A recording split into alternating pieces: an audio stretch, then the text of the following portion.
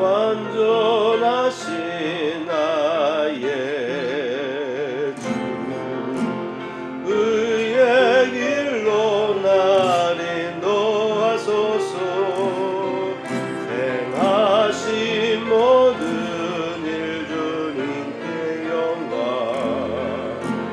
다 경배합니다.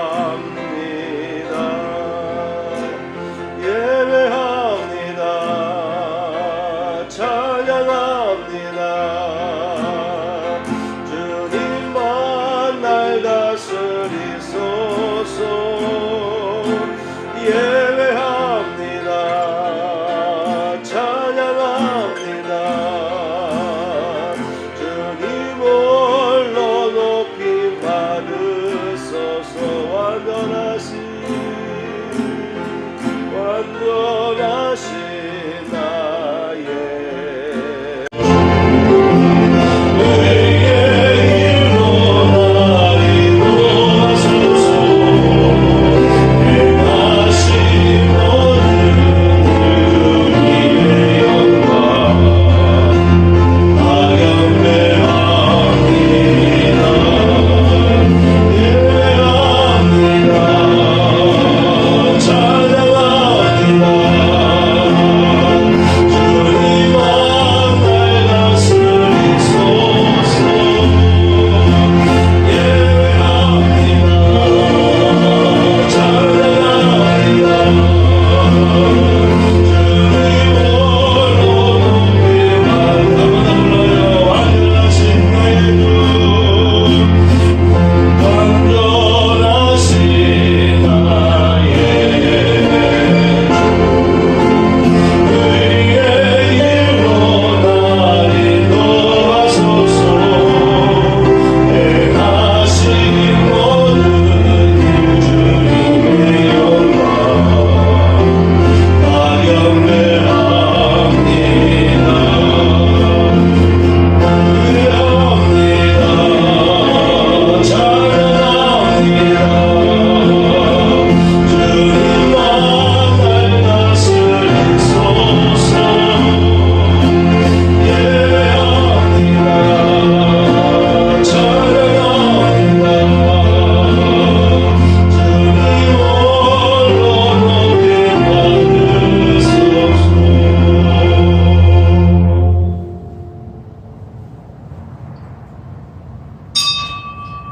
주님, 이 자리에 오셔서 저희가 드리는 찬양과 영광의 시간을 받아 주옵소서. 아멘. 일어나시고 4장 부르겠습니다.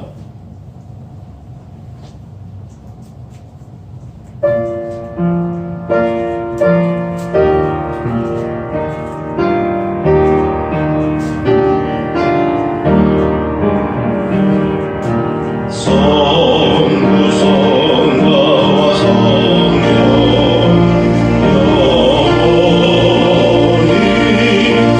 영원히 교동문 22번입니다.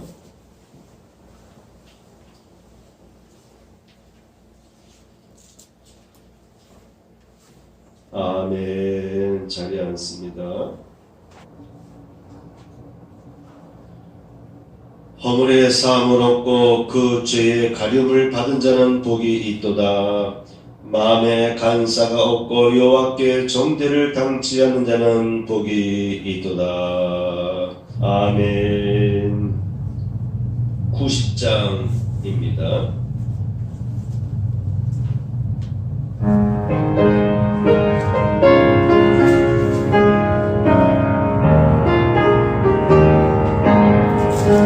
주 예수의 알기 전 알고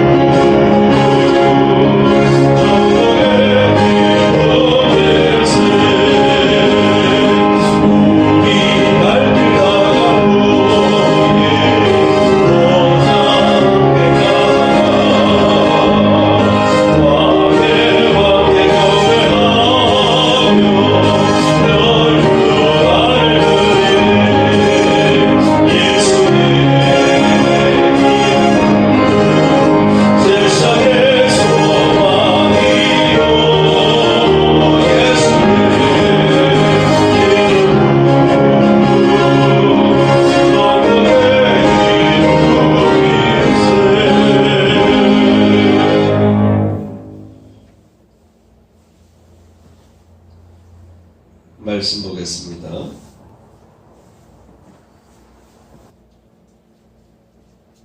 오늘 말씀은 사사기 6장 25절에서 35절까지입니다.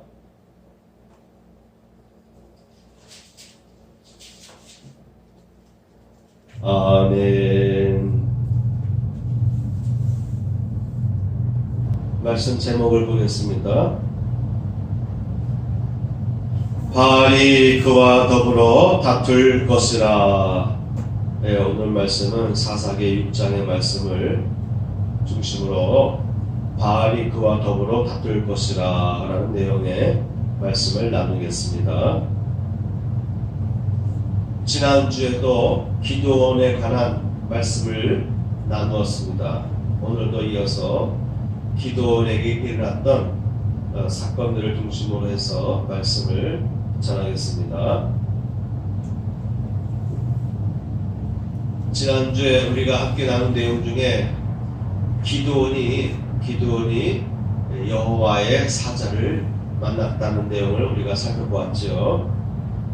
그리고 여호와의 사자에게 기드온은 즉시 음식을 준비해서 드렸습니다. 그런 내용 속에서 우리는 기드온은 어떤 사람일까 생각해볼 때, 기드온은 지난주에 다뤘던 말씀을 통해서 우리가 상고해 보면은, 첫째, 그의 동료, 나라와 민족의 고통과 어려움을 늘 자신의 짐으로 생각하고 고민하고, 어떻게 하면 나의 동족들이 이런 어려움에서 벗어날 수 있을까라는 고민을 하면서 같이 아파하고 힘들어했던 그런 사람이었던 것이죠. 그래서 여호와의 사자는 그에게 나타나서 큰 용사여, 내가 내 민족을, 너의 동족을 구원할 것이다 라는 예언을 했던 것입니다. 그러한 여호와의 사자에게 기드온은 즉시 잠시 머물러 달라고 하고, 내가 돌아올 때까지 기다려 달라고 하고 집에 가서 하나님께 드릴 음식을 준비해 왔습니다. 제사 지낼 음식을 준비해 온 것이죠. 지난주 말씀에 의하면 두 가지, 동족의 아픔을 자신의 것으로 여기면서 이 동족의 아픔을 어떻게 하면 해결할 수 있을까를 늘 고민하고 궁리하던 그런 사람이었을 것이다. 그래서 천사가 나타나서 하나님이 너와 함께 하신다 라고 말씀을 줬을 때에, 라고 말을 했을 때에, 기드온은 즉시 우리라는 말로 바꿔서 천사와 계속 이야기하는 내용을 살펴봤습니다. 나의 문제가 아니고 우리의 문제로. 오늘 현대인들에게 있어서, 특히 젊은 세대에게 있어서 우리라는 개념이 좀 부족한 것 같아요. 그죠? 나에게 있어서 이익이 되면 관심이 있지만 나와 관계없는 것이라면, 나의 이익과 상관없는 것이라면 무관심할 수밖에 없는 그런 특성을 갖고 있는데, 당시에 이 기드온, 이 젊은 사람은 하나님께서 자신과 함께 하신다라고 하시는데도 불구하고 우리와 함께 하신다면 왜 이런 어려움이 우리 동족에게 임하고 있습니까? 그렇게 여러 번 그 짧은 문장 속에 우리라는 단어를 써가면서 왜 우리 동족이 이렇게 어려움을 당해야 됩니까? 라고 계속해서 질문을 던졌습니다. 또 하나는 하나님 앞에 예배를 드리는 자세가 준비된 사람이었다고 하는 것입니다. 그의 아버지는 우상을 섬기는 그런 사람들이었다는 것을 본문 내용에서 우리는 알 수 있게 됩니다. 그것도 대단한 열성을 가지고 우상을 숭배하는 사람이었다고 하는 것이죠. 기드온의 아버지 요아스는 어떠한 인물이었을까요? 첫째는 제사장이 아닌가라고 생각할 수도 있습니다. 왜냐하면 요아스가 자신의 집에 바알의 제단을 세웠습니다. 그리고 그 곁에는 아세라 상을 또한 세워놨습니다. 바알에게 드리는 제단을 자기 집 앞에, 자기 집 마당에 세워놨던 사람, 그리고 그것도 부족해서 또 아세라 상을 세워놨던 그런 인물이라고 하는 것이죠. 자신의 집에 이와 같은 우상을 섬기는 장소를 제공하고 또한 제단을 쌓고 우상을 세웠다는 내용은 아마도 이 요아스는 바알을 숭배하는 제사장이 아니었을까라고 생각해 볼 만도 하죠. 두 번째, 요아스는 그의 부족의 족장의 지위, 지도자의 지위에 있던 사람이었다라고 볼 수가 있습니다. 그가 속한 부족의 성읍입니다. 성벽까지 갖춰진 그 성읍에서 아마도 제일 큰 부와 권력을 갖고 있던 지도자가 아니었을까라고 생각해 볼 수가 있습니다. 그 지역에 있어서 유지고 지도력이 있는 그 같은 재력가였을 것이죠. 그런데 이 요아스는 당시에 유행하던 바알신을 섬기는 그런 사람이었습니다. 비록 우상을 숭배하는 사람이었지만은 그 사람이 제사장이 아님에도 불구하고 바알 신전을, 바알의 제단을 자기 집 안에 세울 정도의 종교적으로 맹신하는, 너무나도 종교성이 뛰어났는지 물론 잘못된 신을 선택했지만 자신이 선택한 신을 섬김에 있어서 자기 집안에 제단을 쌓을 정도로, 우상과 제단을 쌓아놓을 정도로, 그 정도로 재력가이고 권력가이고 지도력이 있으면서도 종교적인 열성이 아주 맹목적일 정도로, 종교적인 열성이 뛰어날 정도로, 남다를 정도의 그 어떤 열정을 갖고 있던 사람이 바로 기도의 아버지 요아스였을 것이다. 저는 이 두 번째, 족장의 지위에 있으면서도 비록 우상이지만, 우상 숭배이지만 바알신을 아주 극심하게, 극도로 우상 숭배에 열심을 내었던 그런 지도였을 것이다 라고 저는 생각합니다. 그런 아버지에게서 자라난 기도는 어떤 사람일까요?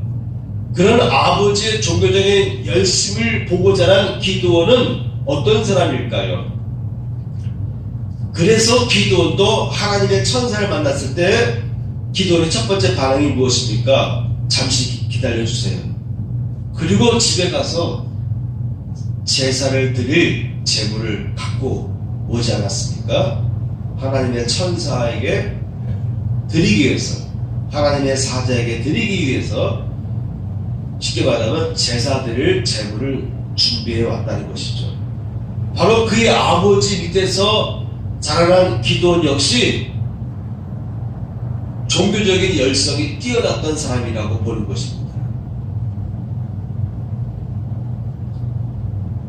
그러한 기도원에게 하나님은 나타나신 거예요. 비록 이 요아스와 그의 아들 기도원은 우상 숭배라고 하는 잘못된 종교의 길을 걸어갔지만, 그렇지만 하나님은 왠지 이들을 찾아오셨어요. 하나님은 왠지 이 기도원을 찾아왔습니다. 바로 제가 서두에 얘기했듯이, 지난주에도 우리가 함께 나눴듯이, 기도원의 두 가지 특성, 동족과 민족의 아픔을 짊어지고 그 문제를 해결하기 위해서 고민하고 힘썼던 그런 인품, 둘째 종교적인 열성, 두 가지를 아마도 하나님께서는 기쁘게 보셨던 것 같아요.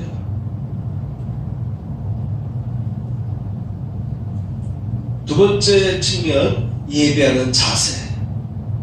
예배하는 자세가 남달랐던 것이죠. 여러분, 이스라엘 역대 왕 중에서 다윗 왕처럼 하나님을 섬김에 있어서 하나님 앞에 예배 드림에 있어서 일관적으로 일괄되게 평생 처음부터 그가 죽을 때까지 평생 하나님을 사모하고 하나님께 나아가서 기도하는 시간, 하나님께 나아가서 찬양하고 예배를 드리는 시간,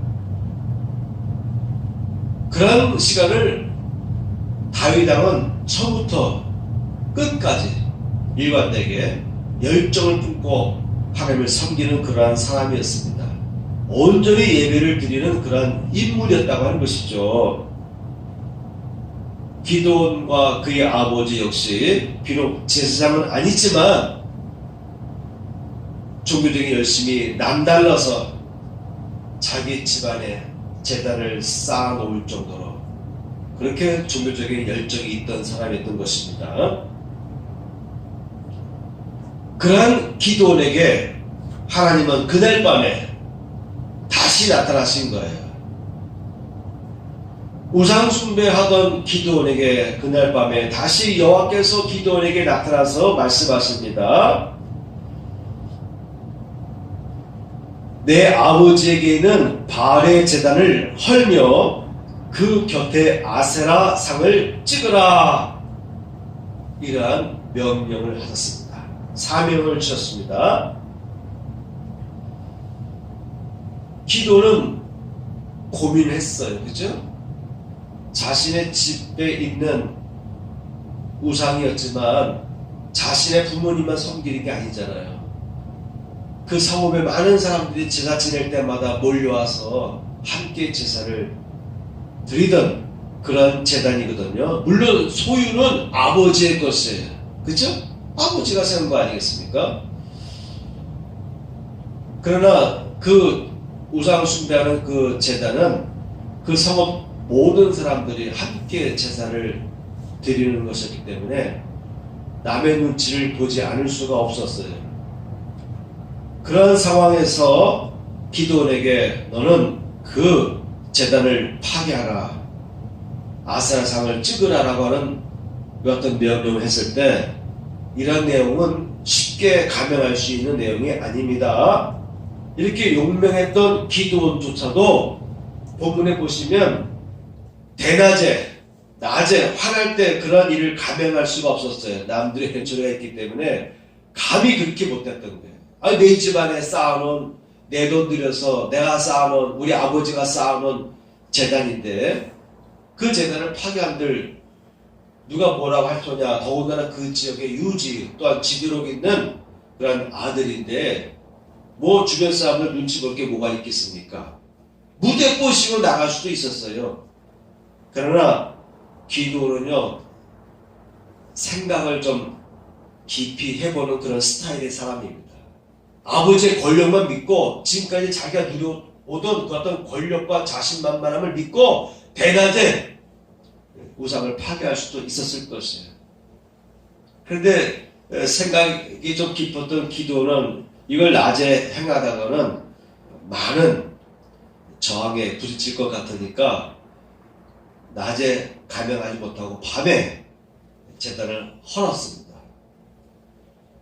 본문에 보게 되면은 그의 하인 10명을 데리고 종 10명을 데리고 같이 제단을 파괴했다라고 써 있어요. 그러니까 그 규모가 얼마나 컸겠습니까? 기도는 혼자 제단을 파괴할 수 있는 게 아니죠. 10명의 하인들을 데리고 종을 데리고 같이 파괴해야만 파괴할 수 있는 깊은 밤에 파괴하는데 혼자 할 수가 없고 10명이 도와줘야 될 수 있는 그런 파괴 행위였어요. 그런 내용을 보면 기드온의 아버지는 그 지역에 있어서 그 성읍에 있어서 적어도 그의 아들이 10명의 하인을 뽑아서 야밤에 제단을 헐낼 수 있을 정도의 그와 같은 제력가였다. 지도력이 있는 그러한 집안이었다라는 것을 볼 수가 있습니다. 그죠? 그래서 요아스는 제사장이 아니라 그 지역에 거의 부족장 정도의 지위에 있던 사람이었을 것이다 라고 하는 추측이 맞는 것 같습니다. 요즘 정치인의 가족과 관련된 정치인 또는 정치인의 가족과 관련된 무속에 대한 뉴스가 화제가 되고 있습니다. 이러한 시대에 기도원에 있었던 이러한 사건을 보면서 과연 오늘날이라면 이와 같은 상황이 과연 가능할까라고 생각해 볼 필요가 있겠죠. 하나님은 우상을 멀리하기를 원하십니다. 우상 숭배하는 민족을 기뻐하지 않습니다.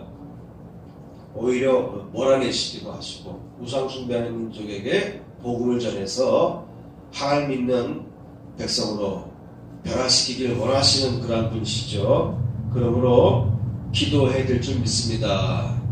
우리 그리스도인들이 기도해야 됩니다. 우상 특히 이런 쉽게 말하면은 종교 중에도요 고등 종교가 있어요. 고등 종교.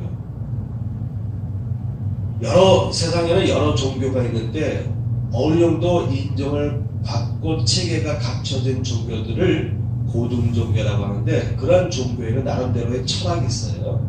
깊이가 있고 규율이 있고 그리고 원칙이 있습니다.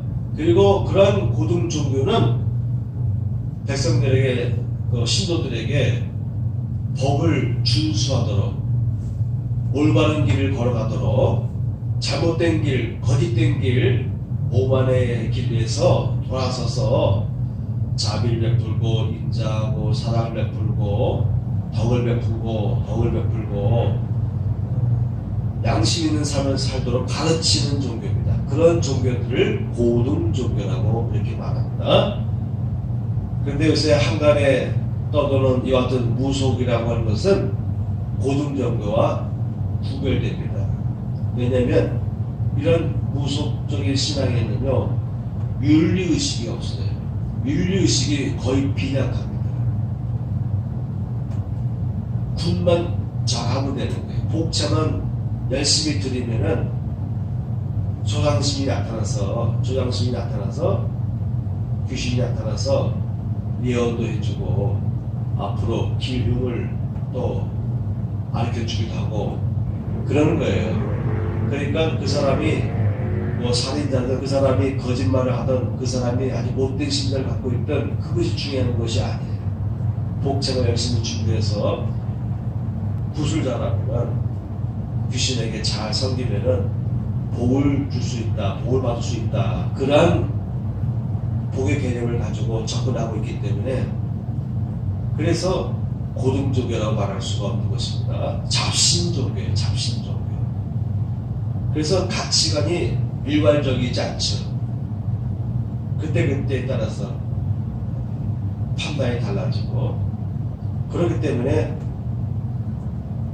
이 무속이 사회를 지배하는 세상에서는 아니 되는 것입니다. 적어도 어느 정도의 이 고등종교의 윤리의식이 형성되는 그러한 시대가 되어야 됩니다. 또 우리 기독교인의 관점에서는 기독교 국가가 되도록 열심히 선교하고 열심히 기도하고 또한 세상의 빛과 소금의 역할을 열심히 감당하는 그러한 사역을 해야 되겠죠. 자, 기도는 자기 아버지가 세운 재단인데도 불구하고 자기 집안의 소유인데도 불구하고 본문에 보게 되면 아버지가 속한 그 가문, 아버지에게도 여러 형제들이 있을 거잖아요. 그렇죠? 여러 친척들이 있잖아요. 그러니까 아버지 혼자 제사 드리는 거 아니겠죠? 그의 아버지의 식구들도 같이 와서 제사 지내고 그러지 않았겠습니까? 그러지 않았겠습니까? 그래서 그 재단을, 바알의 재단을 헐려할 때 집안의 어른들도 생각해 본 거예요. 집안의 어른들이 어떻게 반응할까? 그런 고민도 한 것입니다. 그래서 이런 그 제사는 자기 혼자의 결단으로 행할 수 있는 것이 아니잖아요. 그렇죠? 자기가 속한 가족들, 집안 사람들, 그리고 그 지역에 있는 사람들이 같이 제사를 지내는 그러한 것이기 때문에 그들의 반응도 무시할 수가 없었던 것입니다. 그래서 밤에 야밤에 하인들 데리고 제단을 파괴했습니다. 자, 오늘날로 말하면, 자, 여러분이 신앙심이 남보다 더 열심히 있어요. 우리 기독교의 신앙으로 열심히 남보다 열심히 있다고 했을 때, 여러분 친구 집에 여러분 지나가다가 다른 사람의 소유의 우상을 봤다고 여러분 생각해 보세요. 하나님은 우상을 멀리하라고 했기 때문에, 우상을 파괴하라고 했기 때문에 저거 파괴해야지. 그래서 남의 집에 들어가서 남의 물건, 우상들을 건드리거나 깨뜨리거나 파손하거나 그런 행위를 할 수가 있습니까? 그렇게 해서는 안 되는 것입니다. 기드온조차도 자기 아버지가 세운 것임에도 불구하고, 자기 집에 있는 자기 집안의 소유임에도 불구하고 장자로서 얼마든지 자신이 우상의 이 제단을 파괴할 수 있었지만도 남의 눈치를 볼 수밖에 없었던 거예요. 물론 하나님은 파괴하라고 했습니다. 왜? 아버지의 소유니까. 아버지의 소유는 곧 아들의 소유 아니었습니까? 이제 기드온이 장성했어요. 아버지가 하는 일들을 다 물려받아서 어느 정도 집안일을 갖고 가는 그런 때였을 것입니다. 그렇기 때문에 장자인 기드온이 지금부터 나는 우상숭배 안 하겠습니다 라고 하면은 그렇게 할 수도 있었던 것입니다. 그럼에도 불구하고 남의 눈치를 봤어요. 그런데 오늘날로 말하면, 여러분이 신앙심이 깊다고 해서 여러분 친구의 집에 가서 우상들을 봤을 때 그걸 막 파괴하면 됩니까? 안 되는 거예요. 그 우상은 타인의 소유잖아요. 타인의 소유권에 있잖아요. 남의 소유권을 내가 함부로 건드려서는 안 되는 것입니다. 내가 그 사람을 설득하고 믿음의 길로 들어가도록 전도해서 그 사람이 우상숭배의 길을 걷지 않기로 작정해서 그 사람이 스스로 우상을 버리게 해야 되는 것이지, 하나님은 우상 숭배하는 걸 기뻐하지 아니한다 그래가지고 남의 소유의 우상 소유물을 파괴하거나 이러면 안 되는 겁니다. 사회적으로 안 되는 거예요. 사회법적으로도 안 되는 겁니다. 그러므로 그리스도인이라 해서 그리스도인이라 해서 주변에 그런 사람들이 있어요. 자기가 신앙이 열심히 있다 해가지고 공개적으로 뭐 남의 우상을 파괴하도록 선동하거나, 그러한 종교 지도자나 또한 그러한 극우적인 신앙인들이 있어요. 그렇게 해서는 안 되는 것입니다. 그들을 변화시켜서 그들이 자기의 소유물을 버리게 만들어야지. 오늘날은 법치 시대 아니겠어요? 그래서 법을 준행을 해야 되는 거예요. 내 것이라면 내가 얼마든지 내 것이라면 내가 다 파쇄할 수 있어요. 남의 것을 내가 가서 파괴한다? 그건 안 되는 거예요. 고대 이스라엘 역사에도 보면 이스라엘 국가가 어느 정도 군비를 갖췄을 때, 막강한 군사를 갖췄을 때에 솔로몬이 주변국들을 향해서 너희는 우상 숭배하는 민족이니까 너희는 다 우상을 파괴하라 하고 해서 자신의 막강한 군대를 이웃 국가로 파견했습니까?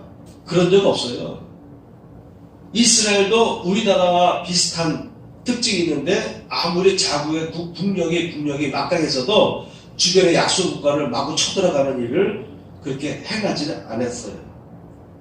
어느 순간에, 어떠한 일정한 순간에는 땅을 확충시키고 주변 국가의 갈등 때문에 전쟁을 했을지언정 저 나라는 우상 숭배하는 나라니까 없어져야 될 나라야. 그래서 군대를 파송해서 파괴한 적이 없어요.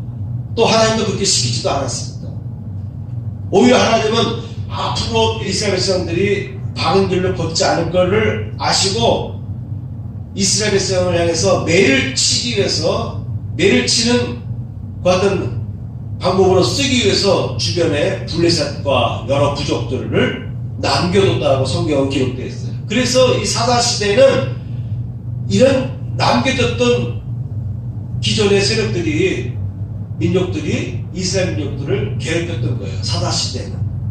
그러니까 하나님을 잘 섬길 때는 기도원 같은 훌륭한 리더가 나타나서 그 지역을 평화롭게 이끌어갈 수 있었지만, 이스라엘 백성들이 그 지역마다 흩어져 살면서, 집안마다 흩어져 살면서 엉뚱한 생각을 하고 우상숭배하고 타락하면은 그 주변에 있던 블레셋이라든가 아말렉이라든가 미디안 사람들이 쳐들어와서, 기도원 시대도 보면 7년 동안 미디안에게 지배당했잖아요. 7년 동안.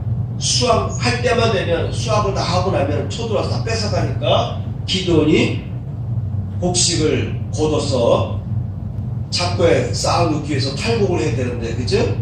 어떻게 했습니까? 포도즙을 짜는 틀에서 몰래 숨어서 곡식을 탈곡했다라고 성경에 기록되어 있지 않습니까? 그런 거예요. 다윗 시대에도 다윗 왕도 블레셋 국가를 완전히 멸망시키지 못했어요. 다윗 같은 왕도 저 블레셋은 우상 숭배한 나라니까 없애야 돼 하고 쳐들어가서 다 그 민족을 멸절시키지 못했어요. 그렇지도 않았습니다. 하나님도 그렇게 시키지 않았습니다. 때에 따라서는 하나님께서 남겨둔 세력이 있어요. 그리고 어떤 특정한 민족, 이스라엘 민족 같은 경우는 하나님께서 선택해서 세계 만방에 하나님의 영광을 나타내기 위해서 하나님의 소유로 세운 나라이기 때문에 신정 국가를 세워서 오직 하나님만 섬기라고 했어요.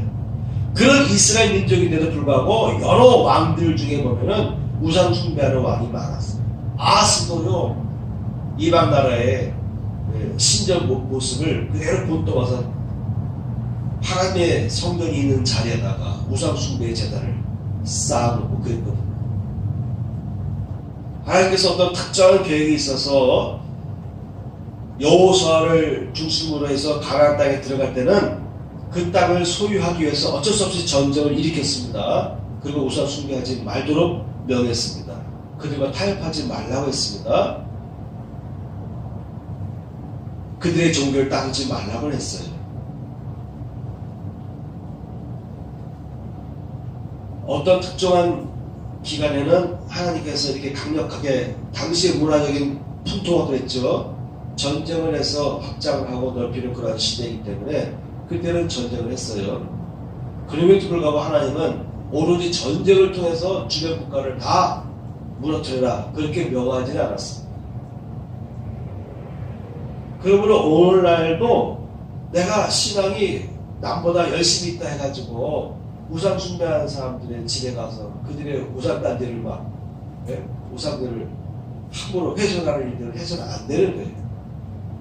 더구나 법치의 시대는 오히려 그들에게 복음을 전해서 그들 스스로가 우상을 버리도록, 그들 스스로가 우상을 파괴하도록, 또 그들이 도와달라, 우리 집안에 우상이 있는데 내가 감히 못하겠어, 도와달라, 그럼 가서 같이 우상을 파괴하는 일을 해도 되는 것이죠.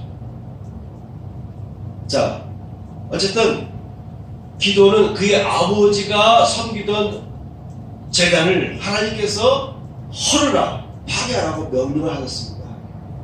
그의 아버지 거예요. 그의 아버지 것은 결국 그의 아들 기도원의 것이죠. 그렇기 때문에 기도는 자신의 소유물이기 때문에, 아버지의 소유물이기 때문에 하나님의 명령에 따라서 우상을 파괴할 수가 있었던 것이죠.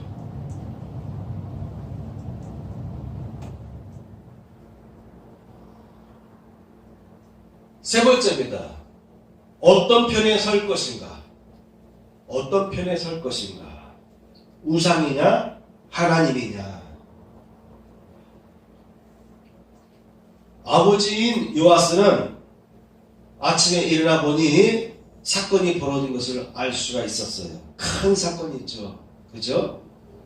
자기 집에 세우는 신전이지만, 제단이지만 자기의 소유만 주장할 수가 있는 게 이미 아니죠. 그 성읍 안에 있는 모든 사람들이 같이 와서 제사를 드리고 했던 그러한 공간이기 때문에, 그러한 제단이기 때문에 쉽게 생각할 수가 있는 것이 아니었습니다. 그래서 요아스도 많이 고민을 했을 거예요. 당연히 성읍 사람들이 수송을 해가지고 추궁을 해서 기드온이 제단을 헐었다는 것을 알게 되었습니다.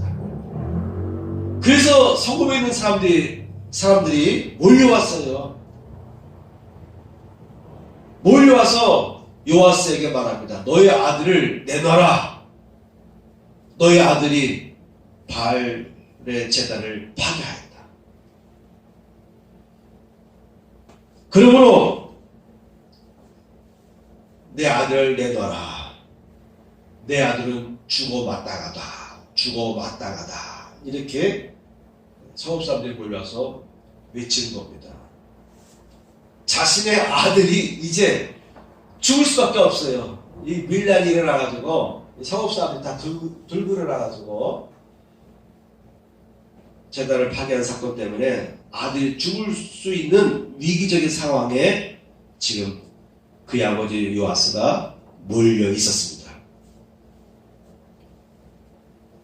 그때 아버지는 요아스는 31절 보니까 이렇게 그 성난 성읍 사람들을 달랬습니다. 요아스가 자기를 둘러선 모든 자에게 이르되 너희가 바알을 위하여 다투느냐? 너희가 바알을 위하여 다투느냐? 너희가 바알을 구원하겠느냐? 그를 위하여 다투는 자는 아침까지 죽임을 당하리라. 너희가 바알을 위해서 다투느냐? 나와 내 아들과 다투겠느냐? 이 말이에요. 만일 그런다면 너희는 내일 아침까지 너희는 죽임을 당할 것이다. 그러니까 요아스에게도 막강한 세력이 있는 거예요. 그의 하인들도 있고 그가 명령하면 함께 싸울 수 있는 그런 무장 세력도 있었을 거예요. 그러니까 누구든지 우리와 다투려 한다면, 내 아들과 싸우려 한다면, 너희들이 바알을 위해서 그런 열심으로 내 아들을 죽이려 한다면 너희들도 죽을 것이다. 이렇게 엄포를 했습니다. 그러면서 뭐라고 말하냐면 바알이 과연 신일진데 그의 제단을 파괴하였은즉 그가 자신을 위해, 바알이 자신을 위해 다툴 것이다. 바알 신이 직접 내 아들과 싸우지 않겠느냐. 그렇게 설득합니다. 너희들이 바알 신을 위해서 싸우려고 하느냐? 너희들 내일 아침까지 너희들 내 칼에 죽을 거야. 나와 내 아들의 칼에 의해서 죽을 것이다. 왜 너희들이 나서느냐? 바알 신이 직접 내 아들과 다투게 해라. 바알이 진정한 신이라면 그러지 않겠느냐? 이렇게 설득을 했어요. 이 31절 말씀 속에서 우리는 뭘 볼 수 있냐면 그의 아버지 요아스도 개종을 했다라고 볼 수가 있는 거예요. 지금까지 그가 섬겨오던 바알 신을 그가 버릴 수가 없었어요. 그렇지만 그의 아들이 극단적인 행동을 했을 때 그로 인해서 자기 아들이 죽을 수밖에 없는 상황에 왔을 때 요아스는 그 짧은 시간에, 그 위급한 순간에도 생각을 잃지 않았습니다. 여러분, 생각을 잘하는 사람이 되어야 돼요. 신앙생활 하더라도, 신앙생활 열심히 갖고 신앙생활 하더라도 이성적인 사고가 결핍되어서는 안 되는 겁니다. 요아스 보세요. 이 순간에 대화하잖아. 대화를 풀잖아요. 너희들이 그렇게 화를 내고 있는데 너희들이 섬기고 나도 믿고 나도 섬겼던 이 바알이 진짜 신이라면 왜 내 아들과 내 아들의 명령에 따랐던 10명의 하인들에 의해서 무참하게 파괴되느냐? 과연 사람의 손에 파괴되는 신이 과연 신이냐? 이런 설명을 하고 있는 거예요. 설득을 하고 있는 거예요. 이런 설득했다는 말은 그 짧은 순간이지만도 오전 내내 요아스도 궁리를 많이 한 끝에 그러한 결론에 도달한 것입니다. 요아스도 몰랐겠습니까? 그 제단을 헐을 때 머리가 쌓은 제단이 아니잖아요. 그죠? 두드리고 패고 깨트려야만 되는데 자기 집안에 세우는 제단이 파괴되는데 몰랐겠습니까?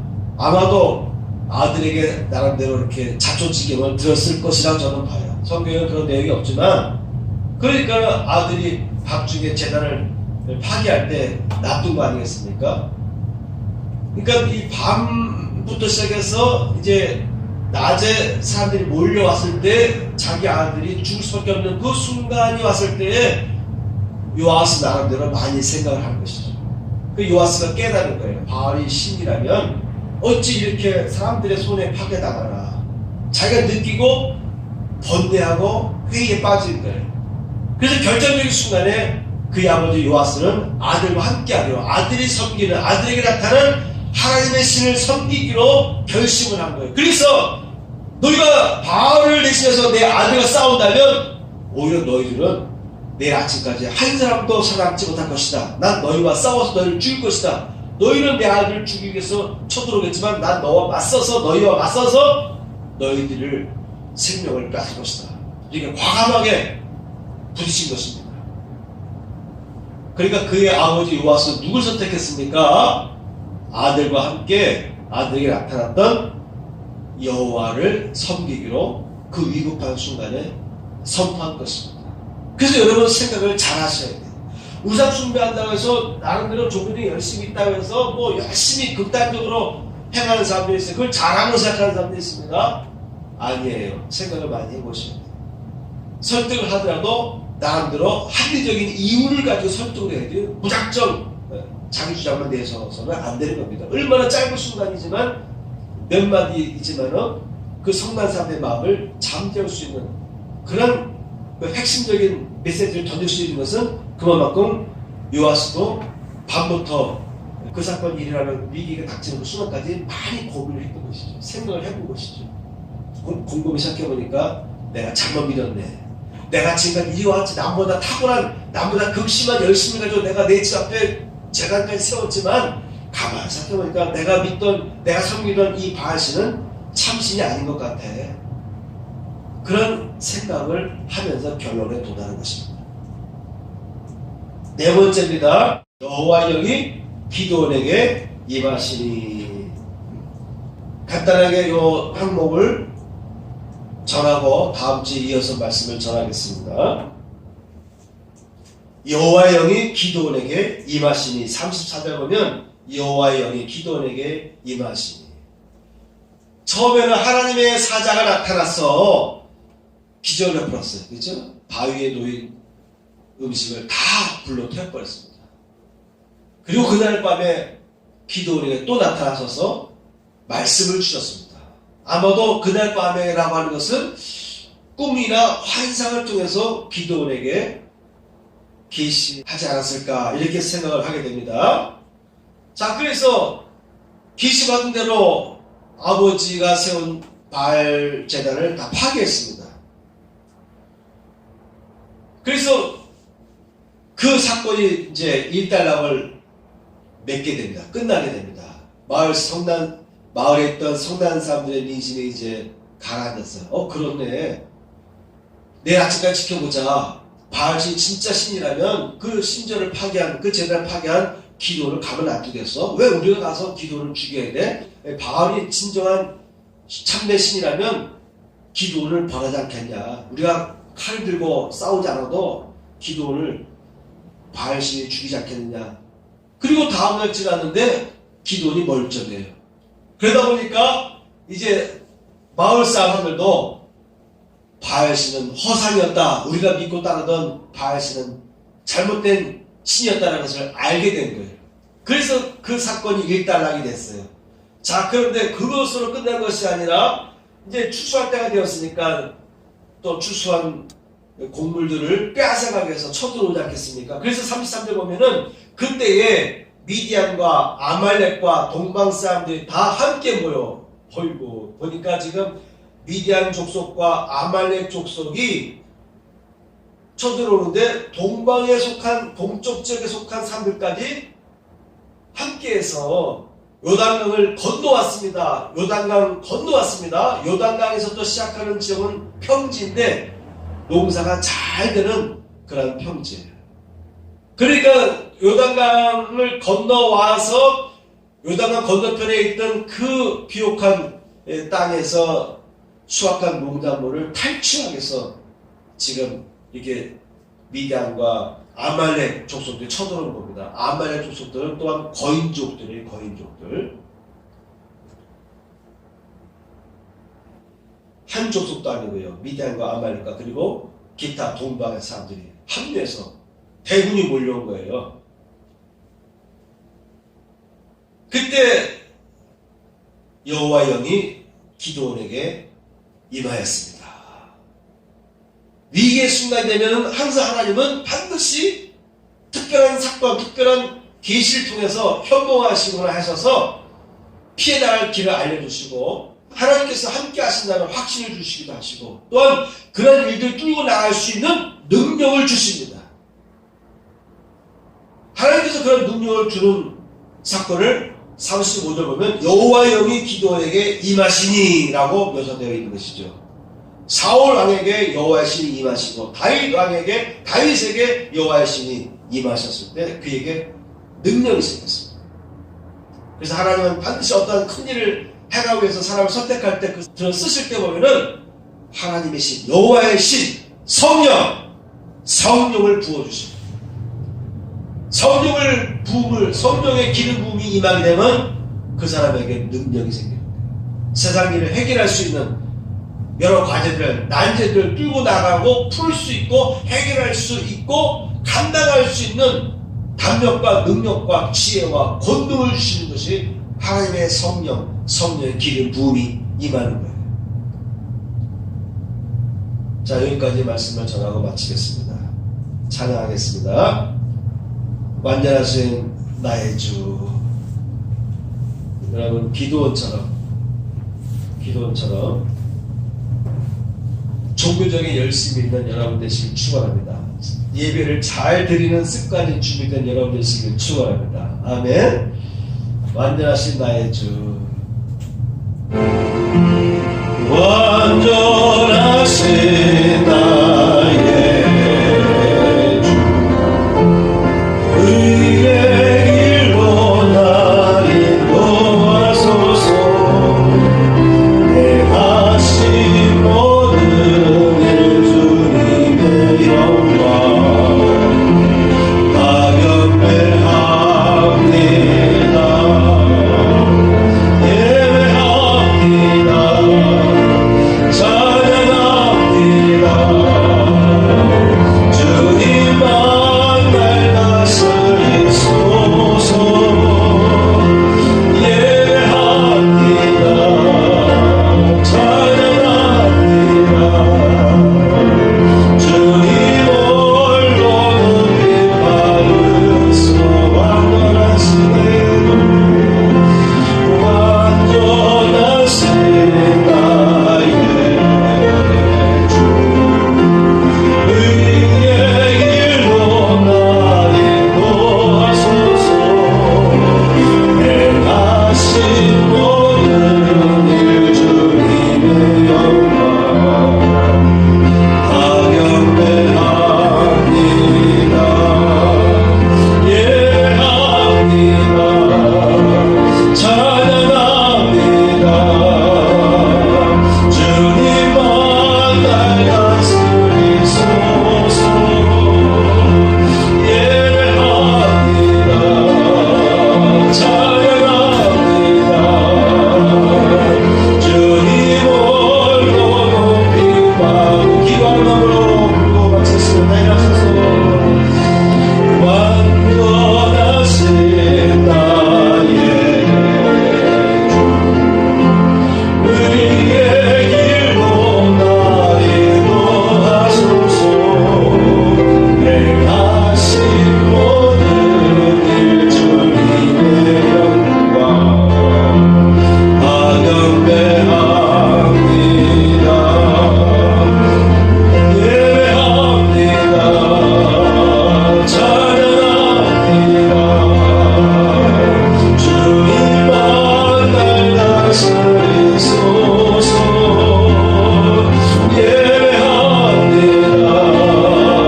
찬양합니다. 주님 홀로 높이 받으소서.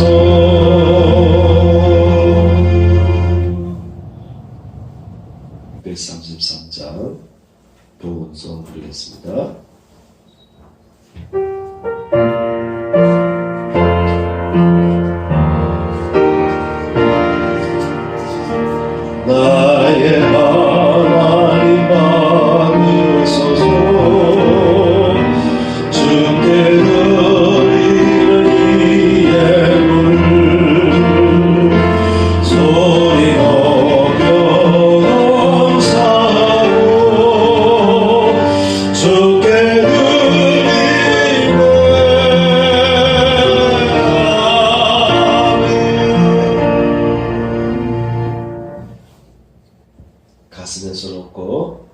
호흡기도 드리겠습니다. 할렐루야. 하나님 아버지, 오늘 1월 마지막 주일을 맞이하여서 하나님 앞에 나와서 신령과 진정으로 예배드리는 저희의 예배를 온전히 받아주시고 저희의 심령 속에 완전한 예배를 드리는 영성으로 회복하여 주옵소서. 오늘 드린 11조 예배를 기뻐 받으시고 11조의 복이 저들의 가정 위에 임하게 하여 주옵소서. 드린 감사와 주일 예물을 흠양하시고 복된 길로 이끌어 주옵소서. 이제는 우리 구주 예수 그리스도의 은혜와 하나님 아버지의 극자신 사랑과 성령님의 감동감화 역사하심이 이 자리에 참여한 성도들 위해 함께 하시기를 축원하옵나이다. 아멘.